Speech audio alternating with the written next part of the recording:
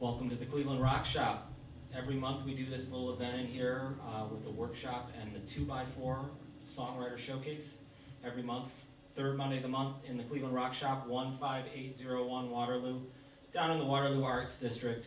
We are in this massive art galleries and music venues in Cleveland, Ohio on the North Coast, right by Lake Erie. And every month we have free music in this neighborhood. Every month we have free workshops in this neighborhood. Check out our website, www.clevelandrocksppf.org, Cleveland Rocks Past, Present, and Future, if you're going to search it on Google.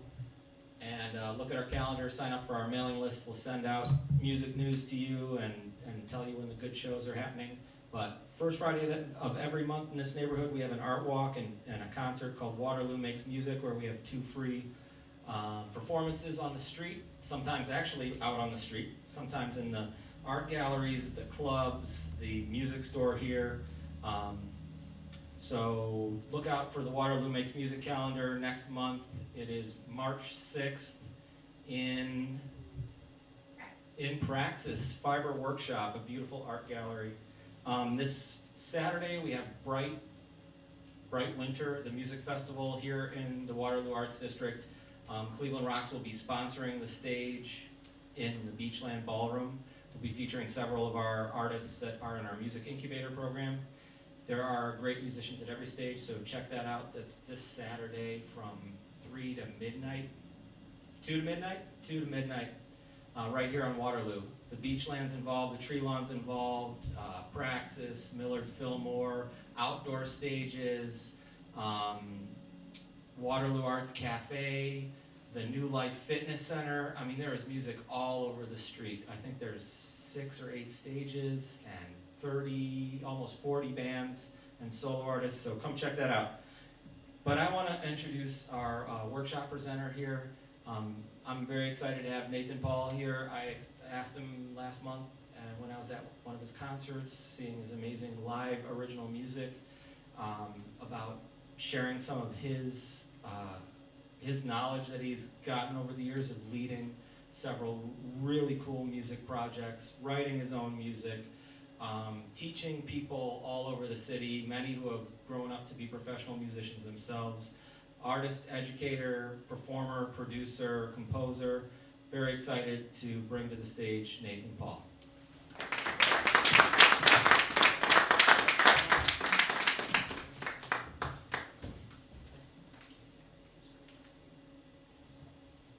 Oh, it's, he's switching at you. Okay, I'm just going to get right into it. So imagine there's a little boy, he's about 3 years old. You're in the living room. His father's got the old VHS tape recorder. He uses it for everything. He just records all the time. And the little boy's mom asks him, she says, "Nathan, what do you want to be when you grow up?" And I say, "I just want to be Nathan." And this was as early as 3 years old. There's videotape of it. My sister has it somewhere. Now, let's fast forward 7 years later. But I would like to point out that this wasn't, as far as I know, the idea of just wanting to be me, wanting to be original was not taught to me. I'm not aware of observing it. Neither of my parents were professional musicians or anything like that. So I think it's important to kind of know who's talking, where they're coming from, so you can understand that. So fast forward 7 years later, my father has a group of friends over, probably more than a group, I don't know, 12, 15 people. And it's kind of awkward, at least to me. Obviously, the get-together wasn't for me. But I'm looking around, I'm seeing everybody in there. It's like awkward, the air is dry. So I say, something's missing, they need something. So what I end up doing is, I take a risk. I was like, well, this group of people does not want to hear hip-hop or rap, so I'm not gonna put that on. And I was worried about putting vocal music, something with somebody singing, because I felt like it would be too risky. So I put on Grover Washington. And this song comes on. Everybody in the room looks up, it's like, who put this on? And my father didn't see me put it on. And somebody says, Billy, your son put that on. He said, you put that on, Nathan? I said, yeah. He said, oh, that's all right, man. And the mood in the room lifts and everybody's in a good mood. It's like, hey, you know, and I'm just like, I'm getting congratulated. Everybody's just like into it. I'm just like, feels so good. The adults are moving, the air's vibrant. And for the first time in my life, I was just like, I could control the audience, the crowd I put. And not that I'm controlling it, but I made a decision that led to a different outcome that otherwise probably wouldn't have happened. And so I really got into Grover. I was just like, wow, what an accomplishment. All the adults are, you know, praising me and saying a great choice. And this is, I grew up in church. My father was, I think, a deacon at the time, but he ended up being a pastor. But why this was a big deal, because you don't act up in front of the elders at church. You behave. So the fact that I even took a risk, went through my father's CD collection, put his CD on, they could have been praying or doing something serious and I just wouldn't know. And so it worked out. So I was like, I took the right risk. So that encouraged me to want to take more risks because of how the adults complimented me. And then I just kind of got obsessed with Grover. I was like, the saxophone. Because he's like, man, my father, like, that's a cold saxophone. Listen to that boy play. And I looked up the liner notes. It says Wine Light. And it says Grover's name. And I conclude, okay, he must have wrote this song. It has the song title and his name on it. So let's think about it. There's this 3-year-old early on. What do you want to be when you grow up? I want to be me. I want to be Nathan. Fast forward 7 years later, I put on this music, and I look at the liner notes. I get obsessed. People like it. I think it's original. And so my ultimate conclusion as early as 10 is you have to be original. You have to give people something to help make them happy or whatever like that. But my main focus, my perception of the world was, but this man wrote the song. He did that. So everything I heard or checked out, I received through the lens of, they more than likely wrote this. They did everything. This is original, unique to them. It was just an assumption. You know, kids are very literal. I used to be at the grocery store. They give my father his change bag. He'd say, okay, here's your change, sir. And I'd be looking around the store trying to figure out what change. I said, no lights are going off. The building's not transforming like in Beast Wars or anything. And so, so I had a very literal mind. So I don't know why I felt that when I was 3, but I know later on, everything just had to be original. I have this saying, to not be original is the same as not existing. That is a bit extreme, but that's where I'm at with it. And so I say all that to say, I got to bring up the next slide. Sorry, because I kind of can't see. Give me a second. It's a little ghetto here. I gotta get out of that. Hey. There we go. Okay, figured it out. Come over to the slide now. So this brings me to this portion of it. I'm directionally challenged. I have to stand in front of it to see what direction I'm moving in. Okay, so now we're at this point.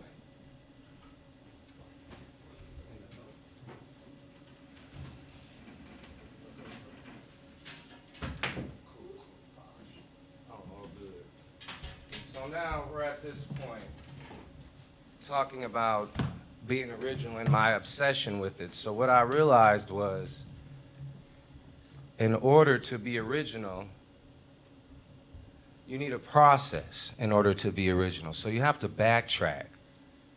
If you don't have a desire, if you don't have your own innate way of perceiving the world, you won't have anything, you won't have a reference point. I was blessed to be born with a reference point. I had this unexplainable, why is this little boy always saying he won't be Nathan? What does that mean?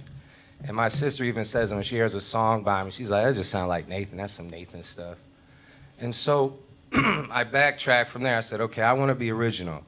What does that mean? And I learned things such as you need a process in order to be original. And that's what this is titled, Mastering Your Process. So once we arrive at that, a process unique to you. Because like, for instance, if anybody knows anything, who Charlie Parker is a great jazz saxophonist for 2 to 3 years. And he's quoted in this interview, he practiced for 11 to 15 hours every day for 2 to 3 years. It sounds extreme, his neighbors were so sick of hearing him that they begged his mother for them, can y'all please move away, please? It's too much.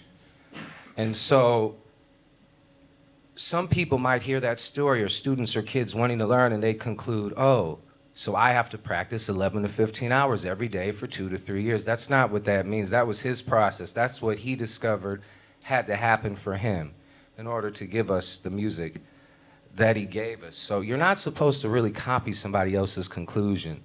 It's somewhat controversial because in jazz they teach you to learn the solos, transcribe it, analyze it, make it a part of your thing, but you have to be careful how you go about doing it, because a lot of people can transcribe for years and years and learn the craziest solos and play it back exactly, and they still can't say anything for themselves. So we know when you see that sort of scenario, transcribing something, copying it, studying it, does not mean you're going to necessarily have something to say, because that was somebody else's process, and now it's been concluded. So you're already kind of behind, because you're trying to find the beginning of something, but you're working off the end of something, and you don't even know how they got there. So it's about process. It's very important. Let's see here. Yes, your own way of navigating the roads, navigating the woods. Some fly, swim, drive, bike, run, etc. Whatever. You need to figure out what is your process. How do you learn? How do you collect data? How do you build a world of information for yourself to pull from? And that's something I recently realized. I was, anybody here who writes a lot or does music, if you have I was listening to my Google Drive or my Dropbox, and I'm going through listening to old songs, 10, 15 years old, and I'm like, my goodness, how much music have I written? And then I realized I have a whole ecosystem before me. I've recorded, I've documented every single little thing, for the most part, that I've ever done, whether it's just a voice recording, video, or whatever. So you get out of it what you put into it. Everybody here probably at some point is like, oh, journaling's important. You should really do that. Same thing with your art, your craft. Write it down and reference back to it, because it's literal time traveling. If you play a song you wrote 10 years ago, you can get back into that mindset, that feeling. You play, I haven't played this song in years. Wow, I was really at a different place. And it's not as obvious when you don't okay. So yeah, I wrote a bunch of stuff here, but I also just said that. So I want people to really focus on that. Ask yourself this question: have I built my own artistic economy? Or do you have to hire somebody else when you have an idea? Ooh, I don't know how to do that. I gotta hire this person. Or ooh, I need a beat, or this or that. Just how much actual power, autonomy do you have as an artist? And I love collaborating, but I collaborate with people to necessarily to bring something, as opposed to I'm collaborating because not because I need something, but because I want to give something. And when you try to work with people and collaborate from the spirit of giving, it's different. People want to work with you more. They want to, but there's a fine balance. Then you got control freaks and people who just want to take over all of it. So it's all about that balance. But I'll tell you, when you get to the point, let me give you an example. For instance, say I want to get better at something or a line, and I've really been working, and it's tricky. And I want to be intentionally original. So say, for instance, I know somebody, when they play a song, they always play this lick. That's like a cliche lick in modern times. Instrumental music you hear a lot. So I know what the line is. I know how it goes. So what I'm going to do is I'm going to practice doing the exact opposite, maybe slow. Maybe I don't have it worked out. So instead of, I might use those notes, but in a different order, different rhythms.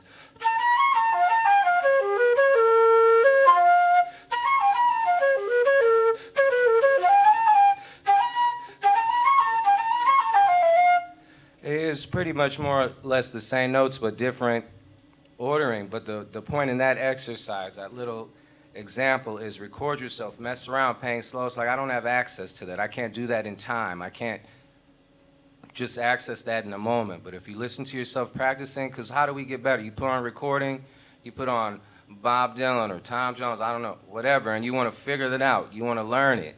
And what are you doing over and over and over? Somebody else's voice is in your head. Somebody else's sound is in your head over and over and over and over, to the point where you don't know how to make original music. You don't know how to create something for yourself because you have everybody else's sound in your head but your own. So the way you can fix that is by the example I just gave. You play your lines very slowly until you have months, years of recordings. You know what you do? Just start listening to yourself. Put it on, because like, I got like 3 hours of myself to listen to. And not stuff that you've put out and everybody's heard. Stuff you practice slow that you can even speed up. Work with your imagination. It's like, I wonder what it would sound like if I knew how to play this line fast. You record it slow, you listen back, you're just like, oh my gosh, I've never heard a line like that before. That was crazy. That's me. You see what I'm saying? Okay, moving on. Now, where are we at? Now, abstraction versus action, which is what I wanted to originally call this, mastering your process, abstraction versus action. Now, here's where we're at. So let's backtrack, because the way I talk is kind of backwards forward. I like saying answer, and then I'll tell you the question that it was answering. So we started with young me, wanted to be original. Once you see how that yearning, you have to backtrack. Well, how do I become that what I want to be? And then you have to walk that path. But it starts with what? An abstraction, which is a thought inside your head. Maybe you want to start that restaurant. Or maybe you see somebody beautiful and you want to work up the courage to talk to them. Or you want to, whatever. You have all these ideas. They're abstractions. What does it say? Abstractions, the quality of dealing with ideas rather than events. The quality of dealing with ideas rather than events. We all have a friend, or maybe we're guilty. We're that person where you talk a lot. You talk, and nothing ever happens because you don't realize or understand that life is indeed a verb. So action, the fact or process. Notice that process. That word's going to keep coming back. Process of doing something typically to achieve an aim. So an abstraction might say, oh, one day I'm going to play a show at Beachland Ballroom and sell out the room. And it's like, that sounds great. That's beautiful. And let me tell you this. Doing is way more important than thinking about it sometimes, because I was taught growing up, you know, you gotta think about a lot, plan it, do this, yeah, all this. More than half of the stuff that I've been blessed with or opportunities I've had has not been this grueling thought process. The thing about, if you have an abstraction, it has to turn into an action. But sometimes that process is skipped and you go straight to action. Action is always good. If it's just all action and no abstraction, then it's probably been brewing in your spirit since day one. But what I realized is for instance, now I have been manifesting this. I wanted to do some public speaking, and it happened. But I've sold out playing in the Beachland Ballroom with like Wesley Brown and Highlights like 2 or 3 times. I never thought about that or imagined it. So how do you get things that are great that you didn't think of? This whole, I don't really subscribe to the manifesting thing. You make it happen. People say if you think about it, you channel it. That's not really how it works. The thought is the seed, but you got to water it. If you have an idea and you don't water it, you're just strangling it. You're like burning money. It's like I don't know the parable exactly, but you guys know the parable when Jesus talked about the people that bury the money. And I think the servant he just buried it and didn't do anything with it. He saved it. I believe, if I'm not mistaken, that servant that didn't do anything with it got cursed, because it just stayed the same. No process, no progress whatsoever. He just hid it and he didn't multiply. So, life is a verb. Without action, there is no understanding. One can't describe the taste of ice cream if they've never had it.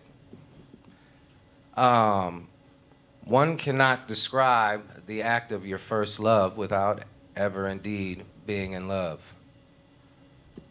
One doesn't know what it feels like to walk 3 miles in 100 degrees weather until they do it.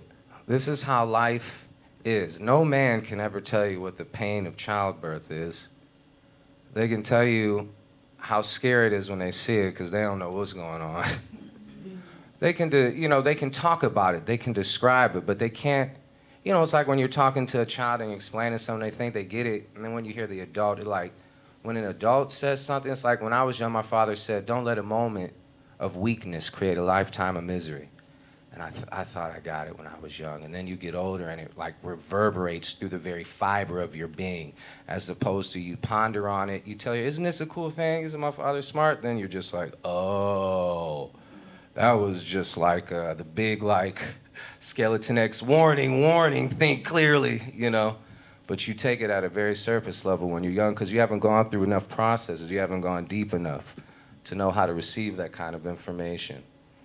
We learn and know by physically experiencing things. One of the issues I've always had is people say, well, there's hands-on learners, there's this type of learner, this. If you want to learn flute, there's only one type of flute, hands-on. How you gonna know how to play the instrument or hold it if you don't, like they try and separate things and compartmentalizing things, but it's all indeed actually connected. You must put your ideas into action. Thinking about it isn't enough. I've been saying that, but it is a great start. My eyes are trash. The more you think about something with intention, the more your body and mind want to see it come to fruition. There's this jazz pianist. His name escapes my mind. I was watching a video. He said, the human mind will do whatever it needs to do to figure out a note. Or like when you're listening to a song, it's like it wants to learn that. It wants to figure that out. So I know I wasn't very encouraging on the idea of manifesting, but it's, manifesting is not wishing or asking for a genie. It's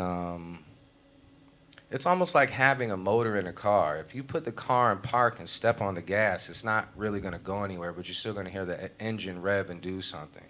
So when you're thinking about something, what's happening is the engine's revving, it's getting ready to go, but you gotta get out of park. So a lot of people are just staying in park. The motor's running. It's making a lot of noise. It's loud, but they're not going anywhere. It's like, sister, my brother, you're in park right now. How many times did you imagine yourself on stage before you actually were on stage? Probably so many times you are not even aware. And then think about where you're at in life, your job, your wife, your husband, your kids, your friends. Think about the most successful part of your life. How much time did you, don't even think about what you physically did, walking to the job interview, calling somebody on the phone, cutting that extra grass before you launched your landscape company. Just think about the thought. Anything that you're successful at, I guarantee you, if you really thought about it, the amount of thought you put into it was overwhelming. It's like I thought about it so much I couldn't sleep. I was obsessed. Exactly. You get out of it what you put into it. You put your whole fiber, your whole being into it, you get the world. Often what people think is the loudest thought in their head, the loudest thought is the one that they need to pay attention to, but it's the most quiet, consistent thought that you need to pay attention to that holds real weight and potency.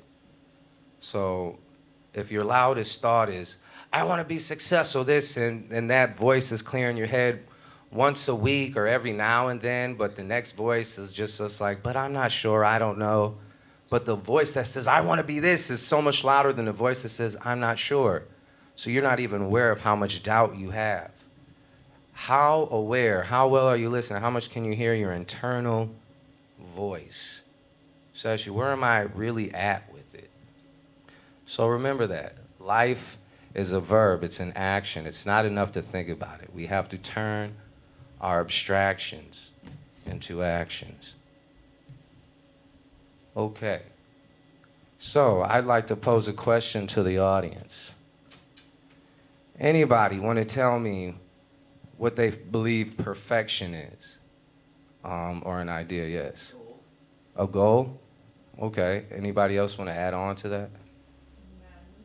You said madness? Interesting definition. Something that can't get any better. Something that cannot get any better. Okay, back here. Finished. Finished. Okay, I like that definition. So this is where I'm going with it. I have to pull this up here, sorry. I believe, and I believe it's up here, that perfection is, my finger is doing something weird. I'm learning so much about this. Perfection, everybody, is like you said, I believe it to be completion. And a lot of the way we deal with things is we deal with not the actual definitions of the words, but we deal with how we've heard those words be used. The perfect marriage, the perfect car, the perfect song, the perfect whatever. But obviously that's rather subjective. It depends, oh, this is the perfect guitar solo. It's just like, and there's just as many people that would totally disagree with that. The words determine a lot. If I said the name of this song is Life, you're gonna approach that song with a certain series of expectations and ideas you're gonna expect to sound. If I say this song is called Death, you're gonna hear it in a very specific and certain way. So it's key to know how are we using these words and what do they actually mean to us. And sometimes I intentionally use words wrong, but it's good to make a well-informed decision. If you're gonna do that, at least know that's what you're doing. But the way I define perfection is as completion. For instance, let me see. Let's do this. I need 2 volunteers. No? Well, I guess it won't work if no volunteers. Okay, can you stand right here for me and face the crowd? And 1 other person. Okay. So this is what I need you to do. I need you to focus on your feet, facing that way. And I want you to walk as smoothly and evenly focused on your feet to the back of the room as humanly possible. Just this is not a race. It's not about tempo or anything. Just not yet. Not yet. As smooth as you can, whatever that means to you. And I simply want you to focus on your feet, make sure, and I want you to just kind of, just walk back and forth, okay? And if you feel like weird or it wasn't perfect or movement, you can like start over if you want or something like that. I just need y'all to start at the same time. Okay, ready, go.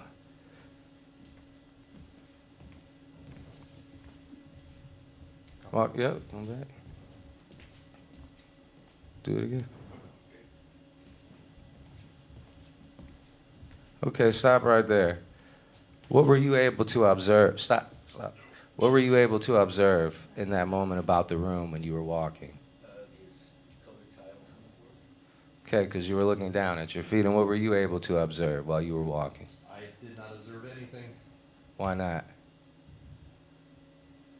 I don't know. I just did my own thing. Gotcha. So this is fascinating. So one of the results I was hoping would happen is he would say I was looking at my feet and you were looking everywhere, so I would hope you would have observed something. So what this show, you guys can sit down, thank you. So what this also shows is it's up to the individual what they perceive without any direction or any sort of thing specific. It's like, what am I even looking for? But the point I wanted to try and make about that is if he's focusing on his feet, looking down, and you're able to look all around, although he's trying to be very specific and clean and precise and nice, he's gonna walk away with less from the situation because he's micromanaging. As opposed to you have the world before you, which can be overwhelming. So the point of that example is perfection, meaning completion. Let's say, for instance, this person obsesses over 4 bars. And they want to get 32 bars done, but these 4 bars, it has to be like this, has to be perfect. And then the other person spins, and let's say this person is, I don't know, it was like for 2 days, they're on 4 bars, it's weird. And then the other person has written like 4 songs, 1 song a day. They're not the best songs. They didn't take a whole lot of time on it, but the difference is the process is your teacher. The process is what teaches you. So now this person knows how to finish a song. It's been 2 days. The songs aren't great, but guess what else they can do? They can go back and rework the songs, rewrite them, make corrections. Some of us are trying to make corrections before we've even walked the path. What you have to do is, say for instance, you're in the woods, right? And you have to draw a map. How are you going to make a map if you don't actually walk all the way through the woods, finish it, complete it? It's not possible. So I see a lot of things, especially locally, people get perfection mixed up with obsession. but it's really more about completion. And if you're a professional artist or musician, obviously being able to cleanly make deadlines is absolutely crucial. And nobody gets mad at a baby when they first start walking and they fall down. Nobody gets mad when a baby, because babies can't say my name. You know, instead of Nathan, they say Mathan or Lathan. You know, and it's just like, yep, you're a baby. You can't say that letter yet. And so we have to realize that it's not about being clean or absolute. It's about getting through, whether you have to walk, crawl, climb, swim, by any means necessary. I could have set up an obstacle, could have had you run into stuff. I said, don't bother fix it, just walk through it, and you could have made a mess. And I tell you, be clean, be nice and smooth, and you've got more to say. Just remember, the process is the teacher, and depending on the scenario, it can change. You know, obviously, but for this, mastering your process, what is your process? Not how well can you imitate somebody else? What is your actual process? So now, how many Star Trek fans here? Any like diehard Star Trek people? No? Oh, yeah. Okay. Yeah, I got a couple of y'all. So then you guys already know what episode I'm about to reference. So there's this episode in Star Trek where I think it's pretty self-explanatory, but I'll give you a little backstory. Basically, these guys, they go to this planet where everybody's like perfect human, perfect society, no disease, no nothing. But they run into an issue, and things turn out not to be so perfect. And they're like these humans, they're quote-unquote perfectionists, a whole society based off this idea of perfection, until they run into a problem. This is such a powerful scene. Increase the warp power transfer by 80%. It's just gonna blow the emitters again. You won't be able to reinforce a conduit to hold that power level. It just doesn't work. Yeah. I haven't had any sleep in so long, my eyelids feel like I have leaden weights attached to them.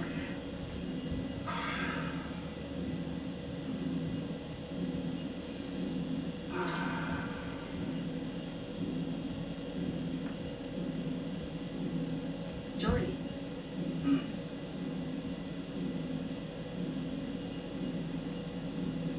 were you always blind? Sorry, I probably shocked the hell out of you, didn't I? No. Don't. I'm sorry, I didn't mean to embarrass you. Never been embarrassed by this, Anna. Ever. I was born blind. I've always been this way. May I see it, your visor?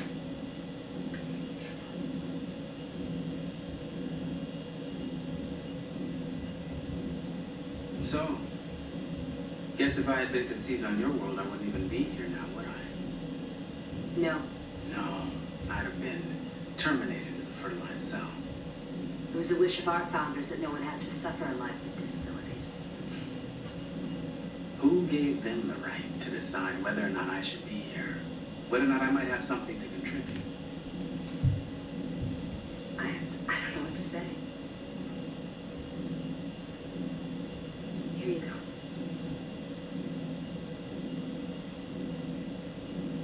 How does it work? Well, the visor scans the electromagnetic spectrum from 1 hertz to 100,000 terahertz, converts it all to usable frequencies, and then transmits that information directly to my brain. Well, what about the data conversion rate? How do you avoid a sensory overload? A bank of preprocessors compresses the data stream into pulses, you see. That way my visual cortex never... Wait a minute. Wait just a minute. We should be able to send a high-energy pulse through the tractor system. If it's short enough, it shouldn't overload the emitters. The technology is right here. If we could adapt those pulse compression routines and then apply them to the warp power conduits. You'd have to avoid tractor force rebounding, but that shouldn't be hard. Sure, with a few modifications. Oh, that's perfect. What? If the answer to all of this Is it a visor created for a blind man who never would have existed in your society? No offense intended.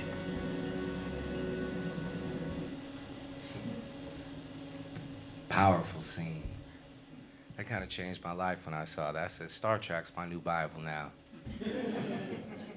A society that's supposed to have perfect humans, perfect, everything's right, everything's in order, needed to rely on a man, unperfect, blind, to help them. It's absolutely beautiful. I was watching this video once. I don't remember who the man was, but this idea, this sentiment is not specific to me. I wish I could give him credit, but he was saying, you know what's wrong with all these buildings? He was in a wheelchair. And he says, you would think these stairs would be good solutions.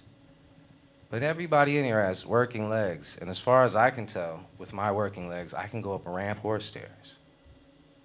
So what's wrong with all the buildings? They have stairs. They need ramps. Nothing's wrong with the person in the wheelchair. Something's wrong with the design of the building. You guys understand that? And so, let me get out of this. Sorry, it's like a process. Oh, Lord.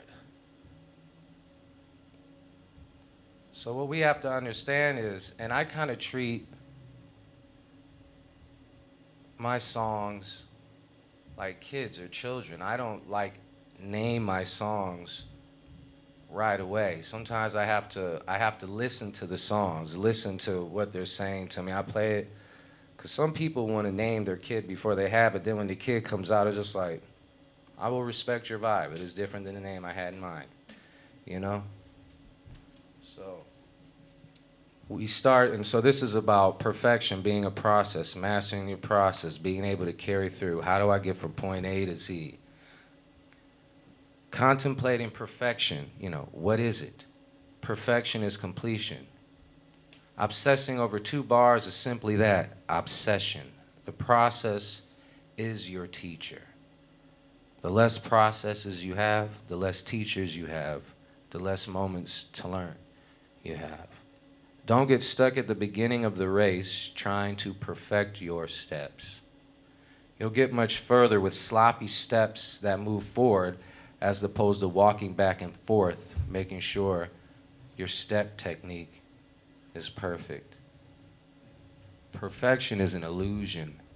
You guys, don't fall for it. And one thing I would like to add on to that is don't get your preference and what's actually going on mixed up. One of the best saxophone players in the world is objectively the best because it's like objectively he can play the fastest, cleanest tongue, has all this technical facility. But I don't particularly like it that much. Just because I don't like it doesn't mean he's not the greatest. And so sometimes we get our preference and what's really going on mixed up as well. It's not my preference, but it doesn't mean it's lacking. And the reason this is important to know how everything is connected with your songs, what you create, what you make. There's no really bad songs or bad notes. It's like, these aren't bad notes. You can't have an opinion around those 2 notes. So what makes those 2 notes powerful?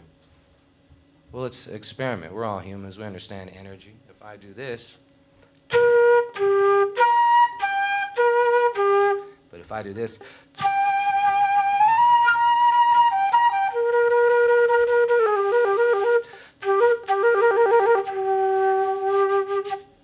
same thing, but why did that feel different than the other way? It's your intent. It's the way you approach it. It's the respect. You have to breathe life into everything you do. You want the words, the notes to work for you. But that's not how it works. My great uncle, God bless him, he's 100. I was having a conversation with him. He said, these 9-year-olds need to get a job. I said, oof, man, okay, I don't know. Times are a little different. But he was born in 1925, so his first job was when he was 9. So he was alive during the Great Depression. Context, it makes sense. Does anybody, we'll be done soon, but does anybody have any questions, any interjections or anything? I would just like to say this is obviously I play a lot, but this is my first time presenting in this fashion. We're straight talking, not interview or anything, just kind of like my first style TED Talk, so I tried to make it somewhat interactive, but nobody has any questions or any concerns? No? Okay. So, this is why we all must, oh yes, so learning what your process is. Can you distinguish preference from it? And I just said that. And so this brings me to the next point. Mastering your process is pretty much just getting to know yourself, know thyself musically. This is really somewhat of a very involved way to say, how do I know thyself musically? Well, the way you can know yourself is, I say this is why we all must be composers, writers, just as Socrates said, to know spelled wrong, know thyself. Well, musically, one can only truly know oneself through creation, AKA composition. You have to know your tendencies. What chords do I like? What's my favorite melody? What my favorite intervals? What's my favorite beat? How else are you gonna really know who you are, what your sound is? That's what it means, getting to know yourself. You're gonna have a really hard time. If you wanna get to know yourself, if I say, how many songs do you know? I say, okay, I know about 300. I was, oh, wow. How many of those songs are yours? None. Okay, well, I could just go listen to the original recording, That's somebody else's signature. Even, we all work on our signature for fun. We literally sit down and work on our signature. You might as well work on your musical signature for fun, too.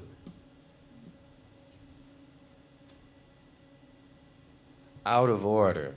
So I was at many of us master, and I've been saying this the whole time, many of us master somebody else's sound or idea before we've started down our own path.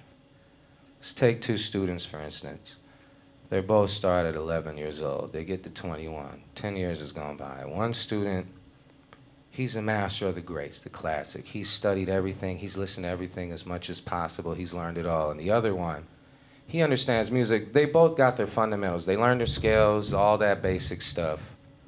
But one of them just never really learned, had a big repertoire of other people's stuff. They just spent all their time writing all day, perfecting it. After 10 straight years of writing, this kid has 1,000 songs. And the other person, let's say they got like 1,500, but deep rep. They know a lot of songs. And this other kid has 1,000 originals, and this one has 1,500 just standard repertoire, but he's never written a song before. And this reminds me of a story I was at.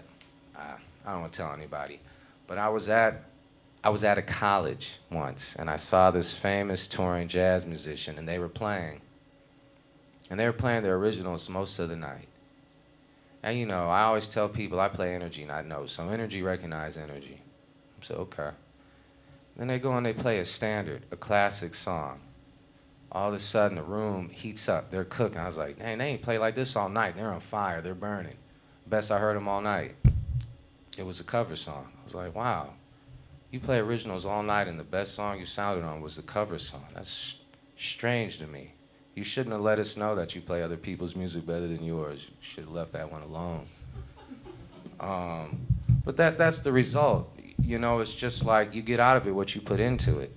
The less time you spend writing, working on your thing, the more you'll have something else.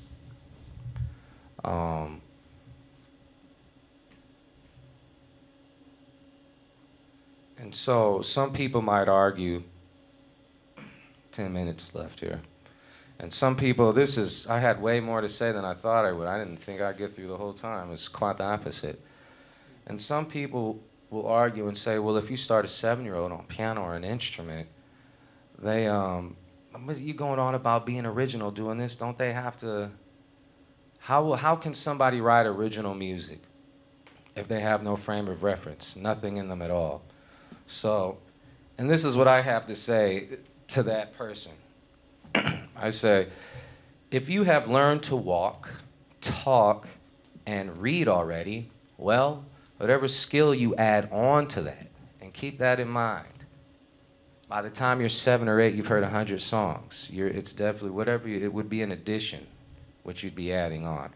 We can compare our first steps with our first note, but to be more internal, direct, it's a continuation of a concept we have already been dealing with. We already know sounds, language, A, apple, T, you know, Z for zebra. These are all letters or just sounds, ways of communicating. So by the time a child's 7 years old, they've dealt with this concept of language, learning sounds, processing, pattern recognition. It's all there already. But we act like when they pick up an instrument, none of these skills has been practiced before. Yeah, once you have a reference point, it carries over to everything. A child has already learned how to walk, talk, eat with a spoon, communicate. So let's not start them in other skills and lives as though nothing carries over. You have to see how it's all connected. One may say, how can you write original music if you've never learned a song or don't have basic fundamentals? From the time you were born to even the young age of 3, you've likely heard hundreds of songs. You've learned how to communicate. The sound of babies whining actually quite musical, almost blues-like. And music is in our DNA. How many people knew this? Scientific research indicates that music, aptitude, appreciation, and cognitive processing are significantly influenced by genetics, with a bout of musical traits such as pitch, perception, and emotional response estimated to be heritable. Genetic variations, including a cluster of genes, affect how individuals process rhythm and melody. This suggests an innate biological basis for musicality. So let humans be humans. When the birds sing and all these animals, like we tell them, that, oh, your pitch was a little off, you might not get laid tonight. Sorry, guys. I kept it clean for a long time. But you know, mating calls, we understand the reference. And so to close it all out, okay, are you a detective? How much have you done your own research on yourself? How much have you studied yourself? Part of the problem with many of us do not know where to look. And the example of having you guys walk earlier is really starting to really come into effect with all this stuff here. Part of the problem with many of us do not know where to look. Music is all around us in every moment of life, a door closing, dishes clanking, children playing, cars honking, etc. Music is a puzzle. All the notes, rhythms, phrases are already out there. You have to fit the pieces together correctly. Or it's like cooking. A kitchen full of ingredients, but you have to know how to properly combine them. Many great chefs have likely tried some odd combinations and at least found out what not to do. See how far you can get on your own. What is your true capacity? Find out before you let somebody else in on your journey. Growing with a friend is always beautiful, however. Take the mystery away and explore sounds with reckless abandon. Get a process. Practice writing. Everything needs to be practiced. All your habits, the way you walk, talk, etc. Everything was practiced at some point, whether conscious or not. I used to go to the store, have a bad frown. You know, my father trying to teach me to be a man. He's like, go in there, orders. Tell them what I want. I'd have a frown on my face. He's like, you need to practice smiling. You got a bad attitude. I was like, how you going to practice smiling? He's like, well, you clearly practicing frowning. You're way better at that. Okay, so just remember that. Any questions? Yes. Yeah, as you think about the first completed piece that you did originally, and to where you are now, the last piece you finished, how's your process changed? I don't think my process has changed. I think what's changed is my ability to properly analyze what's actually going on. So I now know that it takes me about 3 hours. If I was to get on a DAW Logic to write a song from beginning to end, it takes 3 hours to have the skeleton, all that there, and then another 2 days to go through and edit and execute it. So 3 hours to create the machine, and then probably 3 days to fully edit and just make sure, or less than that. But I tend to operate in the numbers of threes. But I've been counting to the number 3 since I can remember, so I've always. And then if I was to not use a DAW, like a computer, and I was to just sit down at a piano to write from scratch, first day I get the idea, work it out. Second day I start editing it. Third day I actually start hearing what the child is saying. I don't like this food, none of that. And so I'm very much operate in modes of 3. Before that, it was just experimenting. It wasn't about anything changing. It was about trying to find yourself the whole time. So you're walking one endless path the whole time, and the scenery keeps changing, but maybe the conditions and the winds and the weather is the same. New bushes, but still wintertime. So you figure out how to deal with it. It's like, well, I know what the weather's gonna be, but I may not know what the scenery is gonna be. So you're prepared for the big overall picture, but you try to do your best to be guarded for the new scenery. Did that answer the question? Yeah, makes sense. Okay. Yes. I have a tendency to hear music all the time. You know what I'm talking about. Mhm. But that last little la la la la that sticks in my head, how would you expand on that? How would you stretch that from like its infancy? For me, that was like a Yeah, I think, and that's, and it's beautiful by the way. thank you. I think the point is the answer is different for everybody. So my encouragement at the end of all this is to experiment as much as you humanly can. Maybe ask yourself the question. Ask yourself, how would I expand on that? And then you might respond to yourself, say, I have no clue. And then your other voice say, well, how could we expand upon it if we thought about it? Like, how many questions do we really ask ourselves? Me personally, the way I would expand upon is one note at a time.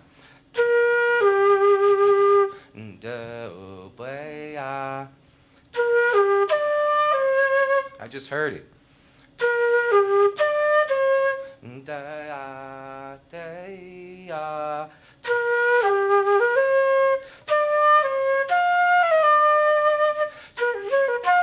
And then that's, you look at those foreign notes, and it's just like, music is what Parker's pretty says, melody, rhythm, and harmony. So there's the notes, that's the melody. Then I have to add rhythm to it, and you kind of make the harmony obvious sometimes by playing it quick enough to hear everything.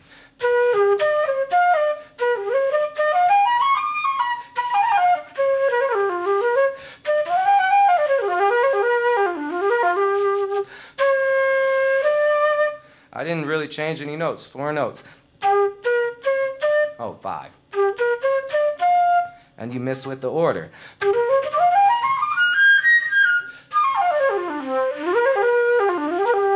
And I didn't learn that from listening to a bunch of recordings and just, I am a trained musician too, so basic fundamentals. You take a series of notes and you mix it up however you want. Just 2 notes, A to B.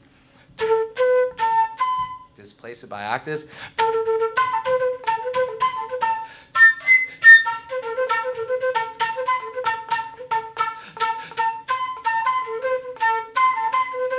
It's just 2 notes. And that would be for a different workshop. You have to really explore, but my process taught me how to have that approach. And all my friends that are very well accomplished, they don't have the same process as me because they found something that works great for their voice and their experience and their uniqueness. So It's amazing out of 2 notes you got all of that. yeah. It's just rhythm, just adding rhythm to it, but it's just me exploring. I got stuff wrong. I put on a metronome, be playing with it, out of time, sound sloppy, sound terrible, but every time you go through the process or you go through a forest with a bunch of thorns, maybe you never figured out how to avoid the thorns, but you got stuck so much there's nothing left to stick you.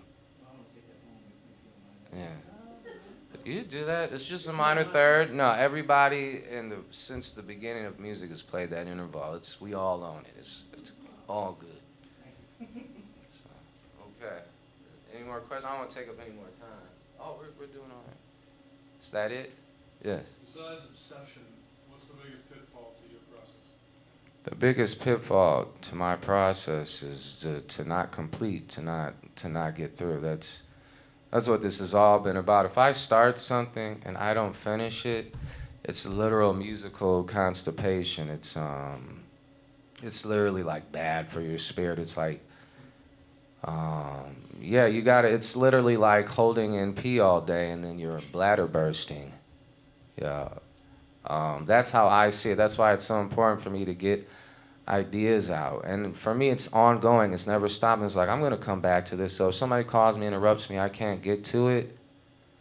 And that usually doesn't. I don't let people interrupt me on that. But that's why I learned to work fast. If somebody calls me and I was like, all right, I've been working on this for an hour. I'll be done in 2 more hours. I know my process, so that gives me room to kind of work on stuff. And and work around it. But I remember I asked this kid in high school, he was a straight A student. I said, what happens if you don't do your work?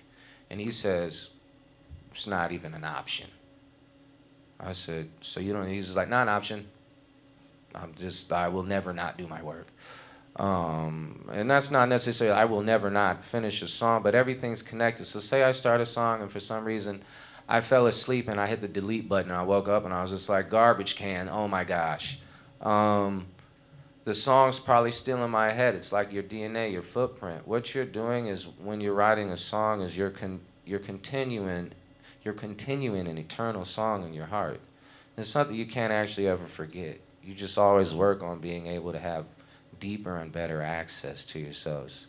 Years ago, one of my uncles said to me, when you get older, sometimes you forget these things that ever happened. It comes up to you and they could be really great. And sometimes it's really bad and you forget stuff and you remember stuff. It's like, I forgot that ever happened, wish I never remembered that. But it's, you know, as you get older, you learn the power and your own presence and the ability to just, the deeper I can dig, the further I can go into the archives, the more I just have to work with. It's like a savings account. You got to build up your musical savings account. The less you have to work with, the more you have to rely on other people. Build up your savings account, build your own artistic economy. And a lot of the questions we ask, we have the answers ourselves. I didn't get a chance to print it up, but I have this thing that I wanted to share with everybody. I don't know how I could get this, or is this like on the website I could give it to you and then you could share it with them? But here's the thing I want you guys to walk away with. It's a it's a questionnaire sort of thing. If you, it's a series of questions you can ask yourself that give you the answer. For instance, if you ask yourself these questions, you'll have the answers. And this has really helped you a lot, do I constantly hear music in my head? Should I constantly hear music in my head? If I do hear music internally, is it someone else's song, or do I recognize it as original and uniquely mine? How long does it take me to complete a song from beginning to end? How long does it take me to create a basic skeleton of a song, and how long does it take to expand upon it? How do my results change depending on the instrument I write from? What happens when I write from my main instrument? What happens when I write inside a DAW and begin with a beat? How many songs can I write in a row before I begin repeating myself? How many songs can I write before the quality noticeably declines? What is my favorite interval? What is my favorite chord? How many songs do I realistically need to write before creating a truly great one? What is my favorite scalar mode? What is my favorite chord progression? So on and so on. If you can answer these questions, which I've all written down here, and you can look up or download for free for your own learning abilities, if you can answer and write a check on all those, you'll be a complete musician, a complete original musician. There's different types. Do you want to be a working musician who reads music and does other people's music, playing orchestra? Do you want to be an artist on stage with your name on the marquee? It just depends on your path. The path I've laid before you is more of that of an artist as opposed to a working studio musician or a background singer. This is about you taking the bull by the horns and owning and doing everything and just being all powerful. That's what this was about. For if you want to be a side man and know how to get just work and wedding gigs and all that, I could talk to you about that, but that's not what this presentation was. So, I gotta be respectful of other artists. I think it's time to move on. Thank you so much.